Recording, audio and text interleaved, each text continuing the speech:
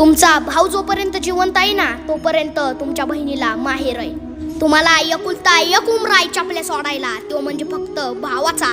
ज्या दिवशी तुमचा भाऊ मरेल, कोण कोणाचं आहे ती भावाची पोरं तो परिवार कितीही श्रीमंत असू दे, पण कोणच कोणाचं नसतं. उगाच म्हणून पदर नाही लावत माय माऊल्या डोळ्याला. आपला भाऊ बहिणीवर किती प्रेम करतो हे जिचा भाऊ माहेरातनं मरण पावतो ना हे तिला विचारा. ती कधी माहेरात गेली ना ती फक्त भावाचा फोटो बघते, आठवण राहते तिला.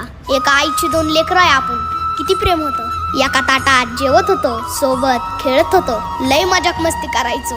पण तो डोळ्यासमोर असलेला भाऊ आज फोटोत दिसतोय. किती वेदना असतील त्या बहिणीची, किती वेदना असतील त्या आईची.